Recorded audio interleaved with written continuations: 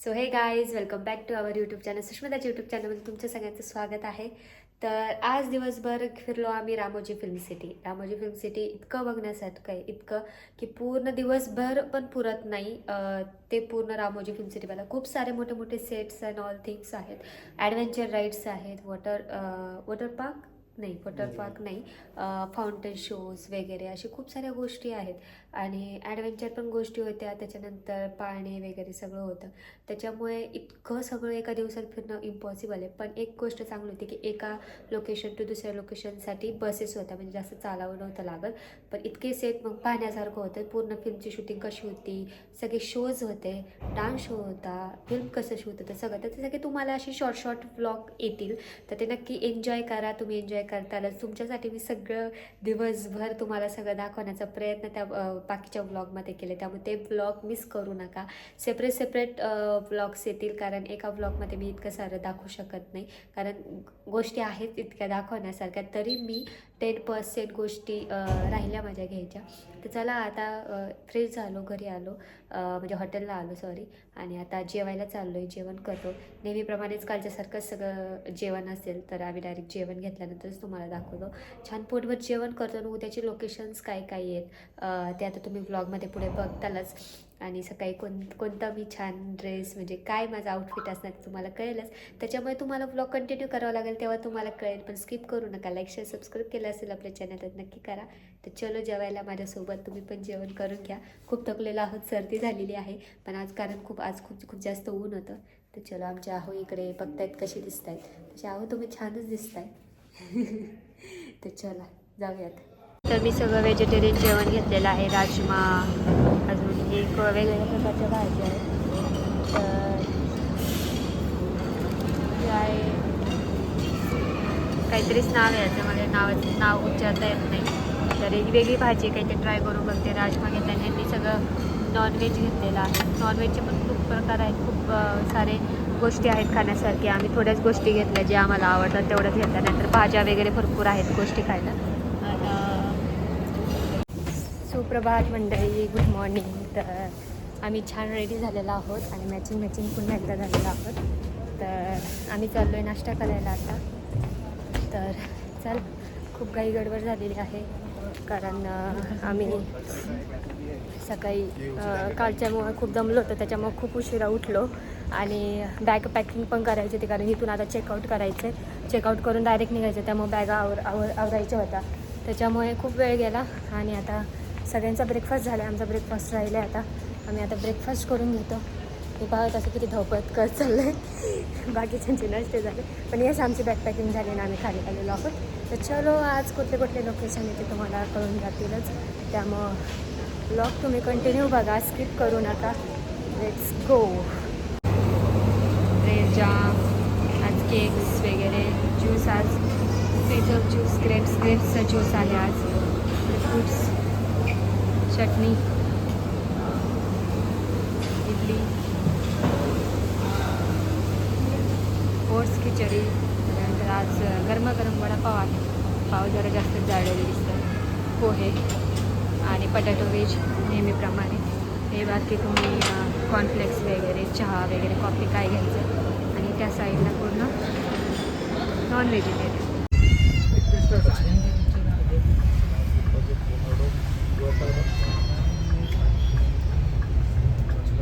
तर आम्ही आता आलो म्युझियमला.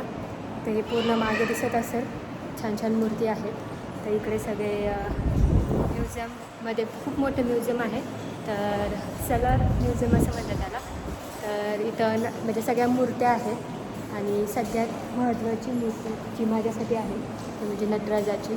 तर नटराजाच्या मूर्तीमध्ये पण फरक आहे थोडंसं. 20वी सदीमध्ये, त्याच्यानंतर 19व्या सदीमध्ये कसली मूर्ती होती, कसं चेंज होत गेलं, हे सगळं इथं दाखवलेलं आहे. Panel south Indian 18th सेंचुरीमधलं. तर ह्या वेगवेगळ्या प्रकारच्या चेअर्स इथं दाखवलेल्या आहेत. जुन्या काळातल्या मार्बल चेअर कशी होते, 20th सेंचुरी, 19th सेंचुरी, अशा वेगवेगळ्या सेंचुरीमध्ये कशा चेअर्स, कशी मंदिरं वगैरे किंवा कबोर्ड्स वगैरे होते. तर ते इथं दाखवलेलं आहे. त्याच्यानंतर तर इथे मूर्ती आहे, गणेशाची मूर्ती आहे, वेगवेगळ्या मूर्त्या आहेत इथं.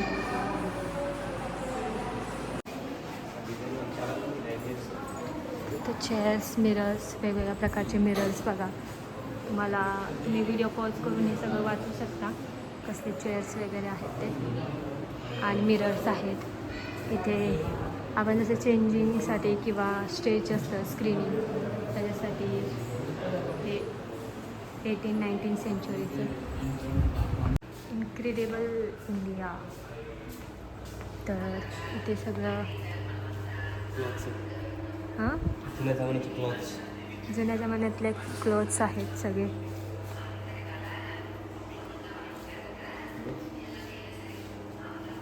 तुम्ही पाहू शकता.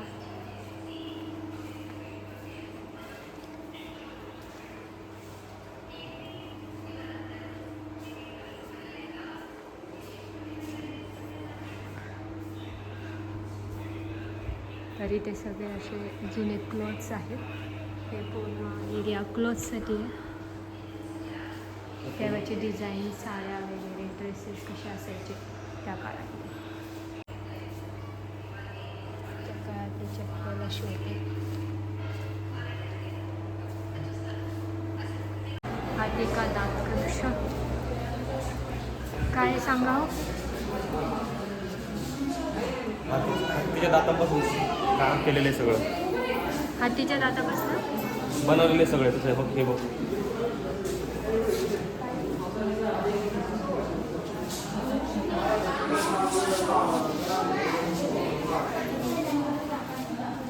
किती छान कलाकृती केलेली आहे बघा. इथे चेस म्हणजे पूर्ण सगळं हे जे बनवलं आहे ते पूर्ण हत्तीच्या दातांपासून बनवलेलं आहे. आणि इतकं सोपं नाही आहे. हे सगळ्या ज्या मूर्त्या, हे चेस वगैरे जे बनवलेलं आहे, खुर्च्या, हे सगळं हत्तीच्या दातांपासून बनवलेलं आहे. किती छोट्या छोट्या कलाकृती बनवलेल्या आहेत तुम्ही पाहू शकता. तुम्ही बिलीव्ह नाही करू शकत. हे सुद्धा हत्तीच्या दातापासून बनवलेली चटई आहे. पर्स म्हणजे जसं हत्ती के दात डिब्बे असे बनवलेले आहेत. छोटे डबे असायचे ज्याच्यात आपण ज्वेलरी वगैरे ठेवू शकतो असे.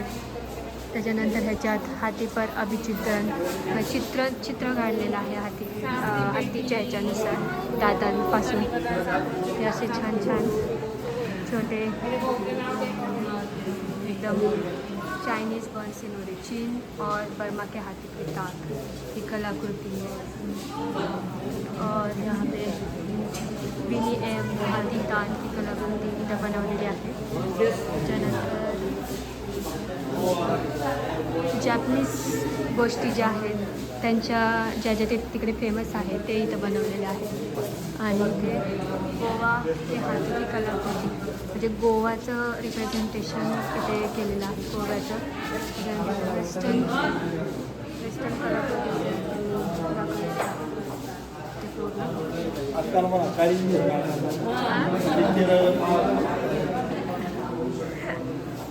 आता हे काय भाषेत लिहिलं हे मला सुद्धा कळणार नाही, तुम्हालाही कळणार नाही. तर बघू चित्र पाहण्यावरनं ते एवढं दिसतं की सगळ्या वेगवेगळ्या प्रकारच्या तलवारी वगैरे तिथे आहेत. पाहू शकता लिपी अंकित तलवार आहे.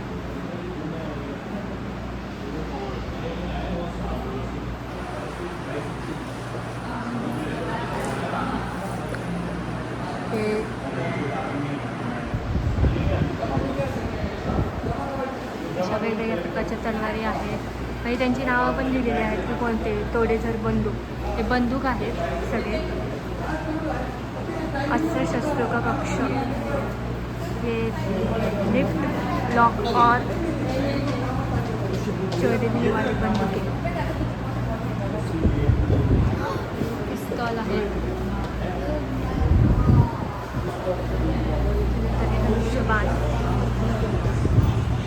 आणि हे जे प्रोटेक्शनसाठी यूज केलं जातं टू प्रोटेक्ट अवर सेल्फ, युद्ध कवच म्हटलं जातं याला. हे युद्ध कवच असं त्या काही लोक यूज करायची. ऐतिहासिक अस्त्रशस्त्र आहेत ही ज्यांनी बचाव करण्यासाठी यूज करायचे. ती अशा प्रकारे त्यावेळेस युद्ध व्हायची. भाला, बल्लम किती मोठे आहेत म्हणजे हे आपण वेटसुद्धा उचलू शकत नाही. म्हणजे मूवीमध्ये ह्याच्यामध्ये पाहायला खूप भारी वाटतं, पण हे असं दिसण्यावरनंच वाटतं की किती जड गोष्टी आहेत आपल्या एका हाताने पण उचलणार नाही. म्हणजे ते किती त्यांची प्रॅक्टिस असायची, युद्ध करायची, किती ते रिहर्सल करायची. त्याच्यानंतर इथं खंडावर कट्टा. आता ही काही गोष्ट आहे मला माहिती नाही खरं. हे बहादूर शास्त्र, बकराकर तलवार, शहाजहा की तलवार म्हणजे कुऱ्हाड, हे असं सगळं शस्त्रांचं म्युझियम.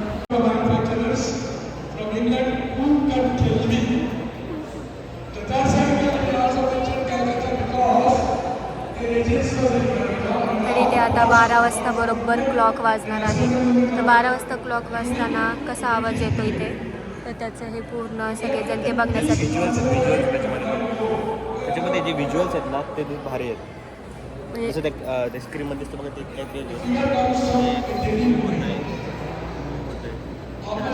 लेडी आली बाहेर त्याच्याबरोबर असं.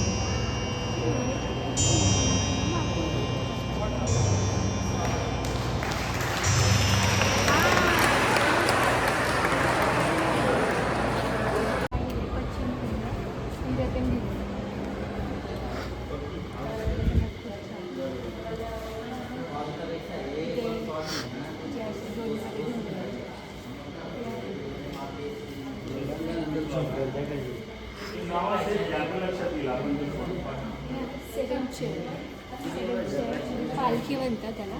ते पालखी आहे, त्या काळातील पालखी. त्या काळातले जे डायनिंग टेबल्स आहेत ते तुम्हाला दाखवते. डायनिंग टेबल्स आहेत, त्या चेअर्स, सोफास वगैरे आहेत. तर असे डायनिंग्स काल जेवण्यासाठी डायनिंग चेअर्स वगैरे असतील, टेबल्स वगैरे वेगवेगळ्या प्रकारचे. आणि त्या साईडला तिथे तुम्हाला दिसत असेल ते आहे कपाट आहे ना, शोकेस टाईपमध्ये ते सोफा वगैरे. पियानो, त्या काळातला पियानो ते सगळं इथे आहे. तर चलो आता नेक्स्ट रूममध्ये जाऊयात. नेक्स्टमध्ये काय आहे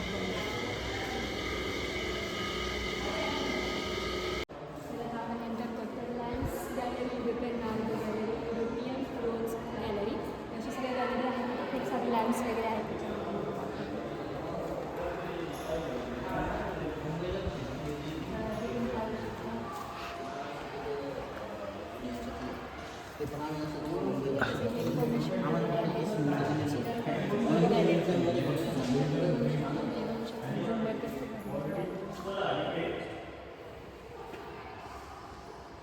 आणि हे सगळे वेगवेगळ्या प्रकारचे डिझाईनचे लॅम्प आहेत.